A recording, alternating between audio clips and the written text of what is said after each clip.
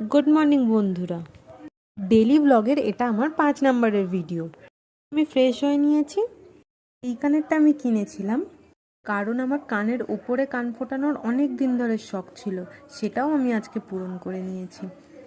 এদিকে আমি তাড়াতাড়ি কানেরটা পরে খাওয়া দাওয়া করে রেডি হয়ে নিয়েছিলাম, কারণ আমি আজকে যাব ডায়মন্ডে, আর আমার সাথে যাবে আমার দিদি, তাতান আর আমি।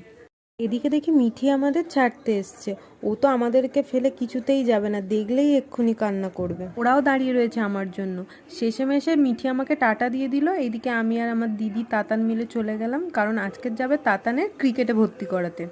যেহেতু ওর জন্যই যাচ্ছি, তা ওকে তো নিয়ে যেতেই হবে সঙ্গে করে। আমরা অটোয় উঠে গেছি।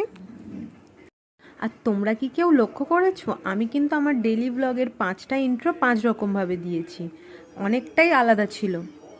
আর এইদিকে আমরা কথা বলতে বলতে পৌঁছে গেছি তাতানের স্টেডিয়ামের কাছে।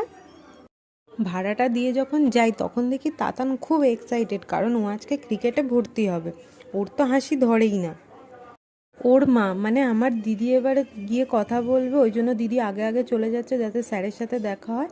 আর এই সেই স্টেডিয়াম যেখানে তাতান খেলা শিখবে।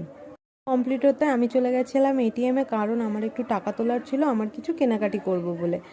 তারপর আমরা চলে গেছিলাম এমবাজারে গিয়ে সব জামা দেখছিলাম, এইদিক ওইদিক ঘুরে দেখছিলাম, কিন্তু সেরকম তো কিছু পছন্দ হলো না। কিন্তু কিছু পছন্দ হোক না হোক, এই ড্রেসগুলো আমার খুব ভালো লাগে, ছোট বাচ্চাদের ড্রেসগুলো।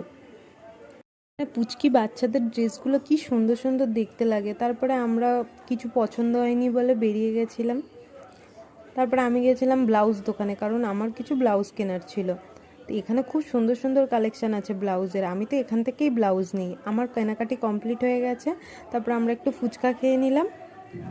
সব কাজ কমপ্লিট হয়ে গেছে, ওই জন্য আমরা বাড়ি চলে যাচ্ছিলাম। তাহলে এখানেই ভিডিওটা শেষ করলাম। হবে আবার এক ভিডিওতে। টাটা।